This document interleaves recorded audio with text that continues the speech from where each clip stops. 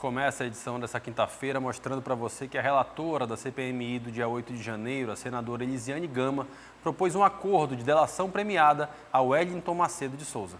Wellington é um dos envolvidos na tentativa de ataque com bomba a um caminhão nos arredores do aeroporto de Brasília, na véspera do Natal passado. O blogueiro bolsonarista Wellington Macedo estava foragido desde janeiro deste ano e foi preso na semana passada, no Paraguai. Ele já estava condenado a 6 anos de prisão por participar de um plano terrorista na véspera do Natal do ano passado. De acordo com as investigações, Wellington e outros 2 comparsas instalaram um artefato explosivo no caminhão carregado de querosene ao lado do aeroporto de Brasília. A ideia, segundo a Polícia Federal, seria instalar o caos na cidade para dar margem ao ex-presidente Jair Bolsonaro de decretar estado de sítio e impedir que Lula assumisse o poder. O terrorista condenado foi convocado na CPI mista porque ele esteve no acampamento montado em frente ao quartel-general do Exército. E os parlamentares querem descobrir se ele participou da preparação das invasões. No entanto, Wellington Macedo ficou calado. O senhor conhece o Mauro Cid? Eu preciso ter acesso até a isso, todas as acusações para saber se que conhece fazem o Mauro contra mim. Cid. Quando tiver tempo de conversar com a minha defesa e acesso a todas as acusações, eu volto aqui e colaboro com os senhores. O blogueiro permaneceu em silêncio porque o ministro do Supremo Tribunal Federal, Luiz Roberto Barroso, determinou que ele comparecesse à comissão na condição de investigado e não de testemunha. Por isso, ele ganhou o direito de ficar calado em perguntas que poderiam gerar uma autoincriminação. Como Wellington Macedo se recusou a responder a todos os questionamentos, a relatora da CPMI, Elisiane Gama, sugeriu um acordo de delação premiada. Na verdade, nós já temos um entendimento através da Advocacia Geral do Senado da possibilidade real de uma delação premiada ser feita por uma comissão parlamentar de inquérito. Então, eu coloquei à disposição dele. Ao longo do processo de investigação nosso, nós estamos constatando claramente que ele não agia sozinho. Havia em torno dele várias outras pessoas, então eu entendo que ele tem um volume significativo de informações que poderá trazer para os trabalhos da CPMI com provas materializadas. A relatora disse ainda que a pena a qual o blogueiro foi condenado pode dobrar ou até triplicar por causa de outros processos que ele ainda responde. Diante disso, a defesa de Wellington Macedo não descartou o acordo, mas fez ressalvas. Antes de ontem, eu fiz um requerimento de acesso às peças que faltavam no Supremo. O ministro Alexandre ainda não despachou a tempo de chegar. Até fui intimado de um outro despacho no mesmo inquérito ontem à noite. Eu acredito que o mais tardar na segunda-feira eu já terei acesso a esses elementos. Me coloco à disposição da senhora para junto com a advocacia do Senado, a gente ter esse diálogo, eu ter acesso ao parecer que trata desse tema aqui internamente. Não temos nenhuma restrição e nenhuma limitação quanto a isso. A delação premiada tem sido usada pelos membros da CPMI como manobra, já que a Justiça tem concedido aos investigados o direito de ficarem em silêncio ou até de não comparecerem à comissão. O acordo seria um incentivo para que os investigados pudessem contribuir com o inquérito. O advogado se colocou à disposição, possivelmente na segunda ou na terça-feira nós faremos uma nova reunião, já uma reunião que ele trará esse conhecimento à mesa diretora dos trabalhos da CPMI, de forma que, se for concretizado, a gente iniciará esse processo de colaboração premiada por parte da CPMI.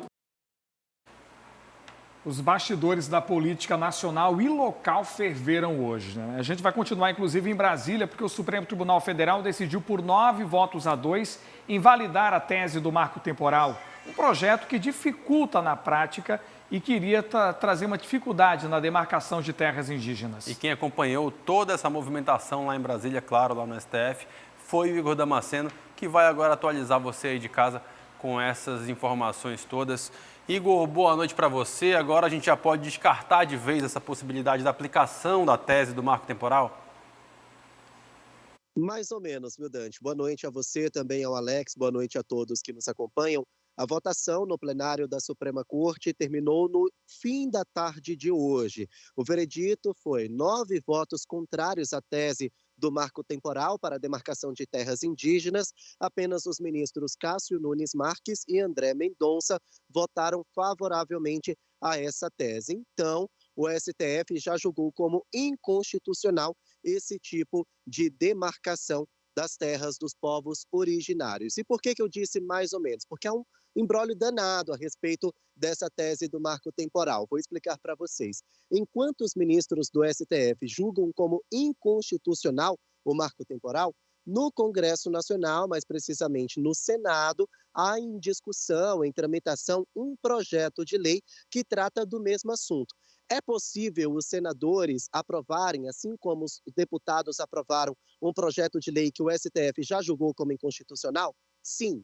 E por que isso? Porque pela Constituição, um poder não pode interferir na decisão do outro. Os poderes são independentes. Então, mesmo que os senadores aprovem, algo que eu acho muito difícil, o marco temporal, o projeto de lei vai tramitar normalmente ali no Senado Federal. E como que o STF vai poder interferir nesse projeto de lei? Se, porventura, algum parlamentar for lá no STF e protocolar uma ação direta de inconstitucionalidade. Aí, o Poder Judiciário vai ser acionado, os ministros vão falar, nós já julgamos como inconstitucional, então vamos derrubar essa lei.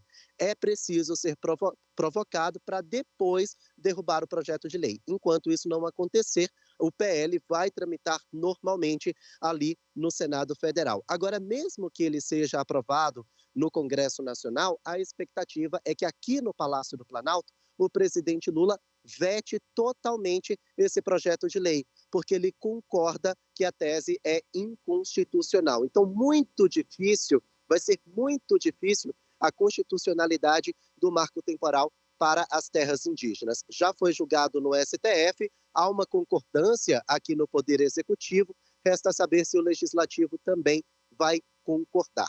Eu lembro a vocês que a demarcação de terras indígenas, essa tese do marco temporal, ela determina que só pode ser considerado território dos povos originários aquelas terras que eles já ocupavam ou tentavam ocupar até 5 de outubro de 1988, data em que foi promulgada a Constituição Federal, a nossa Constituição atual aqui no Brasil. Depois disso, os territórios não seriam mais contados para os indígenas, como território indígena. Isso significa que os ruralistas eles poderiam trazer um pouco mais do agronegócio para terras, e os indígenas são contrários, porque alguns deles já ocuparam algumas terras depois da promulgação da Constituição e teriam que desocupar.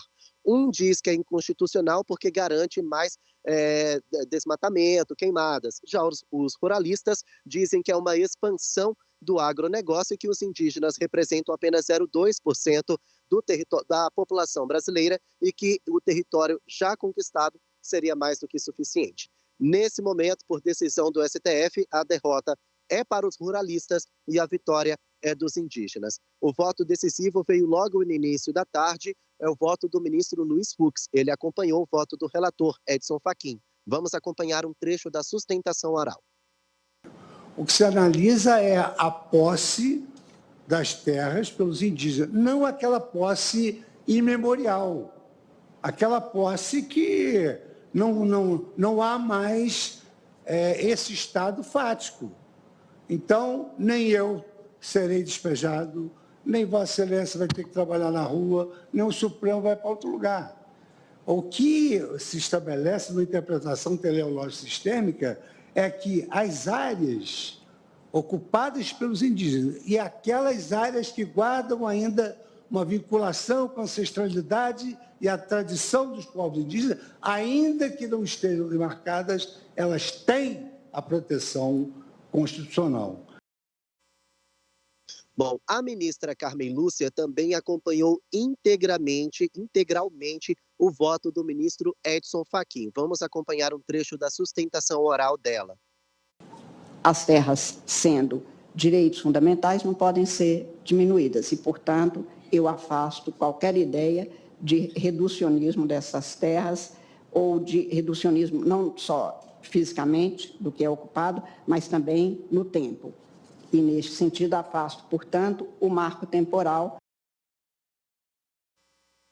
Bom, foram meses de julgamento ali na Suprema Corte, a gente acompanhou, a gente fez uma cobertura de todos os dias de julgamento, os pedidos de vista, mais tempo para análise. E em todas essas reuniões, em todas esses julgamentos ali no plenário do Supremo, os indígenas compareceram. Algumas cadeiras foram cedidas para lideranças indígenas dentro do plenário, mas o STF, mais precisamente hoje, separou ali uma tenda para que outros indígenas pudessem acompanhar do lado de fora da Suprema Corte. Nós temos imagens, inclusive, dessa manifestação e desse acompanhamento dos indígenas. Mais de 1.000 indígenas acompanharam o julgamento do marco temporal hoje. Ao final, o veredito, o parecer da Suprema Corte foi bastante comemorada por eles. E por que eles vieram ao Supremo Tribunal Federal? Numa tentativa de persuadir os ministros da Suprema Corte a entenderem que o marco temporal